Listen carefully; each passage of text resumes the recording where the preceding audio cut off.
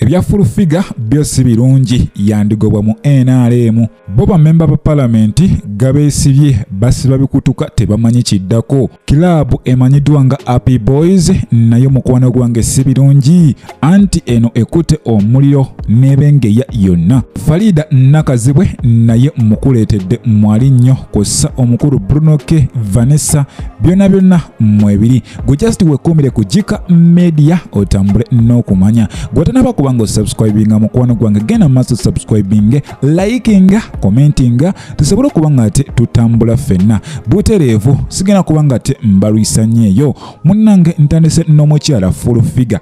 Emabegakaawo omukyala ono yavaayo ate n'asiba munne amanyiddwa nga Don Asia. Wabula kino kivumaganyiza gavumenti eya NRM nga bagamba ono omukyala asusse yeddeko ebintu byakola mwanattu bitujjako obululu waffe.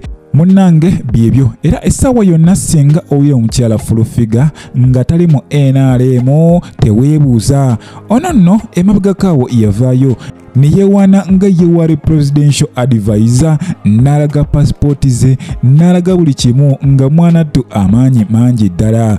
Wabula ebbwa lyandisamba eddagala essaawa yonna kubanga ono asibye abaana b'abantu abatalina nsonga agenda akola ebintu ebivumaganya gavumenti. Mu bufunze gavumenti yo awe beetandise kumulaba nga omuyeekera akola ebintu ebigisuula mu kabi. Of course n'omugenzi Ichuli ono kyategerekako nti yatuuka ekiseera n'atandika okwogera ebigambo nga bivumaganya gavumenti. Mu butuufu of course gavumenti yali etandise okumwekengera era munnange ebyaddako tetwamanya. Amawulire go agakagwawo mukwano gwange si malungi yadde n'akatono anti tubadde tulyawo mwanattu ebbaala erimanyiddwa nga Happy Boys lino likutte omuliro ne libengeya era bintu bya bukadde bisaanyeewo. Jjukira emabegakaawo Club Ambience yakwata omuliro. Ojja kwesanga nti ennaku zino amasomero tegakyakwata omuliro wabula amabaala go gafuuse amabaala. Abantu abamu balowooza nti abantu abali mu bizinesi yemu competition eno yireetera abalala okwokya amabaala g'abannaabwe wabula n'emabegakaawo omukulu omugagga Rasa yavaayo n'abyegaana. Ebyali bigambibwa mbu ono ye yayokya Club Ambience wabula bamaneja ba Club Ambience bavaayo ne bategeeza nti essaawa yonna ffe tugenda kuba nga ate Club Ambience tugizaawo era egenda kuba nga egibwako emikono mu bbanga eritali lya wala. Abadigize muddemu okwerira obulamu.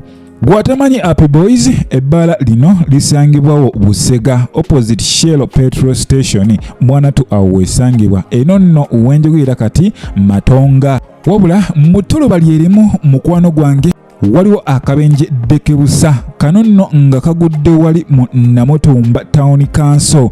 Muganda wange kiturera kino kirukululana.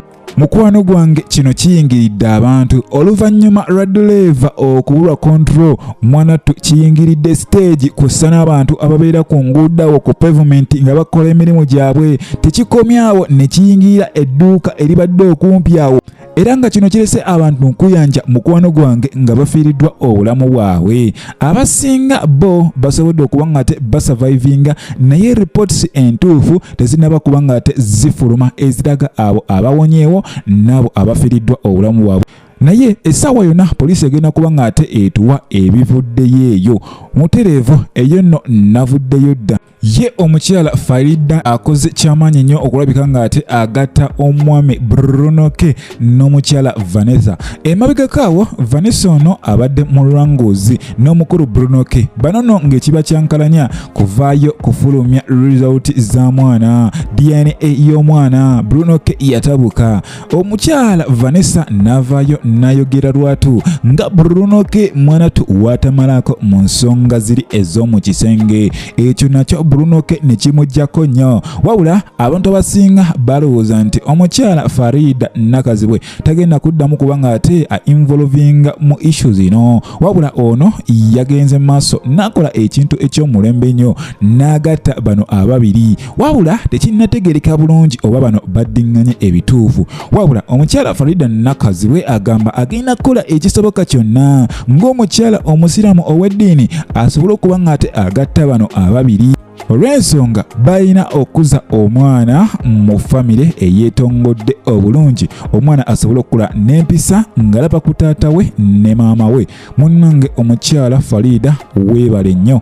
Z'ensonga z'omukulu Gravity Omutujju n'omukyala Kapakati zongera kusamba ddagala, era nga emabegako awo waliwo vidiyo etambula ng'omukulu Gravity Omutujju awanda ebigambo ebinene ddala bisitasobola kwatula ssaawa zino, wabula bino biva ku ki? Kyazze nti omukyala Kapakati mu interview emu yayanukudde Gravity Omutujju n'amugamba ssebo oba owaana Mother Mukisa mbwali mu grade z'abali ba Rema Namakula, lwaki wagenda mu maaso n'osaba nze collaboration, lwaki tewagikola ne Mother Mukisa gw'ogamba owakabi? Kale nno kino kyatabudde nnyo omukulu Gravity Omutujju n'agamba gwe n'akubawo ogugambawo ogunene ddala, bino nno byonna nga bivuma omukyala Kapakati. Jjukira Kapakati ono yafuna management empya era nga ssaawa zino atwalibwa omukulu Arafati kw'ossa n'omukulu Kama Ivan, era nga abantu ab'enjawulo balowooza omukyala ono Kapakati alina byabala. Jjukira ono yatugamba nti essaawa yonna agenda kuba nga ate atukubamu kikonsati.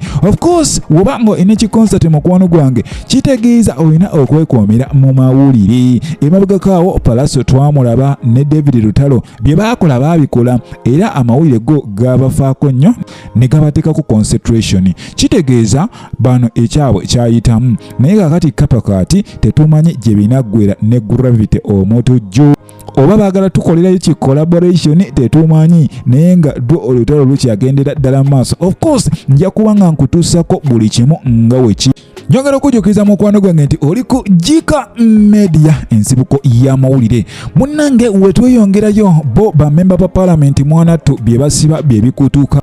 Bano nno si batebenkevu, bali mu kutya oluvannyuma lw'okufuna message bu message ku simu buno nga bubatiisatiisa okuba nga ate bujjawo obulamu bwabwe. Emabegako awo waliwo memba wa Parliament omu bamusaba $12,000 ne bamuwa ennaku 3 nti waba tasobodde kuba nga asasula ssente ezo ajja kukifuwa ng'akizza munda. Wabula mu kaseera ke kamu mu budde buno wennyini Toro District Woman MP omukyala Sarah Opindi ono naye avuddeyo n'agamba nti bannange I have an alert message. Waliwo ka message akanzijira kaŋŋamba gwe naawe weegendereze obulamu essaawa yonna buvaawo. Kale pa MP muganda wange simanyi kye baliko, oba ensonga ziri ku musaala oba ensonga ziri ku political issue tewali amanyi, naye nga bo babali bubi. Jjukira emabegako awo twategeezebwako nti ekirwadde ekya COVID-19 kyakomawo, era ne batugamba ba MP abasinga tebaalinga mu ntuula ezimu olw'ensonga ekirwadde ekyo ekyakomawo, wabula tetumanyi kati mbeera ki gye balimu. Wabula Sarah Opindi naye agamba mbu ensonga zino zirimu ab'amagye kw'ossa n'abapoliisi. Kale tetumanyi kubanga lwaki abakuumaddembe abandikuumye bammemba ba Parliament ate be babatiisatiisa. Gw'olowooza nsonga ki? Butereevu nyongera okujjukiza mukwano gwange nti oli ku Jika Media, ensibuko y'amawulire. Watanaba kuba nga subscribing, genda maaso subscribing, liking, commenting, awo nno tusobole okuba nga ate tutambula ffenna. Nsaba Mukama Katonda abampeere ekisenga. Mweraba.